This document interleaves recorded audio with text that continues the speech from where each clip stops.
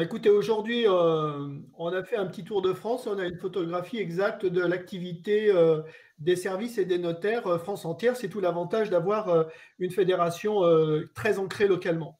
Ce que je peux vous dire concernant le notariat, c'est que 35% d'entre eux aujourd'hui fonctionnent d'une façon tout à fait satisfaisante et très opérationnelle. 35%. 43% aujourd'hui ont un service, ce que j'appelle dégradé, c'est-à-dire sont très au ralenti. Et 19% aujourd'hui n'ont pas réouvert malgré la demande de leur président. Moi, je salue ce décret du 3 avril parce que ça a été un combat quand même qu'on a mené. Ça nous a valu d'être attaqués, mais je crois qu'on avait toute une chaîne qui était bloquée par ceux et celles qui étaient gardiens du sceau de la République et au fond qui étaient au centre des flux et qui se devaient, à mon sens, d'assumer ce service public. Mais il n'y a pas que. Il y a le service de la publicité foncière. 56% sont ouvertes aujourd'hui. 18% sont fermées. Il faut qu'elles réouvrent impérativement et un certain nombre ont un service dégradé. Et puis, il y a le service des collectivités territoriales. Là aussi, on a regardé les préfectures et sous-préfectures, 13,5% seulement ont un service opérationnel. Et donc, l'appel que je lance aujourd'hui, évidemment, à l'égard de toute cette chaîne qui doit fonctionner, c'est de reprendre du service et d'être, j'allais dire, non pas passif, mais dynamique, notamment pour les déclarations d'intention de l'aliéné, de ne pas attendre la péremption du délai, mais de répondre par anticipation. Concernant la transaction, qui est une des facettes que nous représentons après le syndic et l'administration de biens, sur lequel j'aimerais aussi dire deux mots. Mais concernant la transaction, nous avons eu un premier trimestre qui a été un très bon trimestre de transactions et de production. Et c'est ce trimestre-là aujourd'hui que nous souhaiterions pouvoir encaisser, si je puis dire. Et par ailleurs, on a beaucoup de clients qui souhaiteraient pouvoir déménager en réalité. Et donc, on a un enjeu, c'est de faire en sorte que ces flux de trésorerie, pour mes adhérents, c'est 400 millions d'euros, puissent très rapidement irriguer des trésoreries qui vont sortir extrêmement affaiblies de cette période de confinement et qui seront indispensables pour accompagner la reprise, nonobstant les aides qui ont été accordées par l'État et dont on peut reconnaître, parce que moi j'ai connu la crise de 90, la crise de 2008, dont on peut reconnaître que c'est la première fois que notre secteur est aidé de cette façon, soulignons-le quand même. Et puis, toujours pour la transaction, je pense qu'il y a évidemment des modifications à apporter sur ces ordonnances pour éviter de déporter la crise. Je crois que le ministre y a répondu. On y travaillait encore hier soir avec son cabinet d'une façon assidue et j'ai confiance dans la capacité d'écoute et de correction qui est en train de se mettre en place. Quel est aujourd'hui le rôle, quel est l'enjeu pour nos entreprises? C'est de se mettre en hibernation en essayant de conserver leur trésorerie, mais c'est aussi garder la confiance de leur équipe pour pouvoir demain redémarrer au plus vite, redémarrer dans le métier de la transaction. Ça ne veut pas dire encaisser des honoraires immédiatement, ça veut dire les encaisser dans 3 mois. Donc, inutile de vous dire qu'entre les 3 mois qui sont bloqués, les 3 mois sur lesquels on ne fera rien, plus le temps de la reprise, il est bien évident que c'est une chaîne qui doit se réaliser et se concrétiser sur le terrain. Julien de Normandie, ça appelle une réponse de votre part. Alors, je n'ai pas tout entendu. La connexion a coupé à un moment donné, mais je crois avoir compris l'essentiel.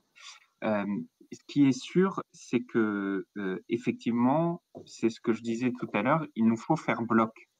Il nous faut faire bloc pour continuer l'activité dès lors que les conditions sécuritaires et sanitaires sont absolument assurées. C'est pour ça que dans toute la chaîne du logement, depuis le premier jour, on identifie là où il y a des difficultés, des blocages et on apporte des solutions. Jean-Marc Torolion parlait par exemple des actes notariés. C'est vrai qu'on a observé les chiffres dont moi je dispose la semaine dernière, 60% d'actes en moins par rapport à d'habitude. Et c'est pour ça que dès ce week-end, avec la garde des Sceaux, on a pris un décret pour dire maintenant, de manière exceptionnelle, on dématérialise les actes notariés. On se rend compte que cela peut exister à d'autres titres. Par exemple, on a beaucoup été interrogé sur le rôle de syndic. Vous savez que quand les assemblées générales ne peuvent se tenir, cela peut remettre en cause beaucoup de choses, y compris la pérennité d'un syndic au sein de votre immeuble.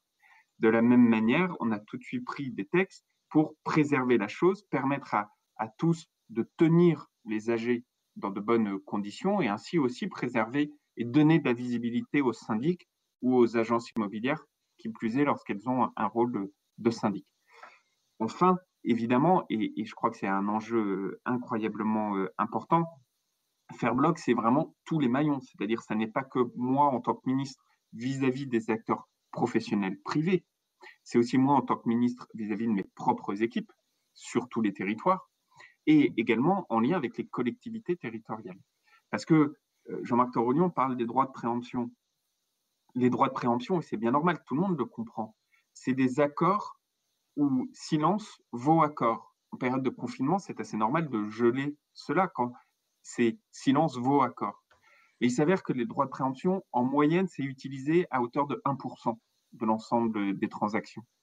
Et donc, on a réuni, il y a 48 heures, avec Jacqueline Gouraud, l'ensemble des associations d'élus, communales, intercommunales, de grande et de petite taille, pour justement voir avec elles comment on faisait en sorte que, dès lors que cela était possible, ces actions puissent être continuées. Parfois, c'est compliqué. Comme on le disait tout à l'heure, c'est vrai que il y a des défis de dématérialisation d'un certain nombre d'actes. Et parfois, c'est très compliqué de pouvoir se prononcer de manière dématérialisée sur des documents d'urbanisme. Les professionnels le savent bien. Enfin, il y a beaucoup de moments où c'est possible. Et donc, on s'est mis d'accord avec les collectivités territoriales, dès lors que cela est possible, de pouvoir continuer à le faire.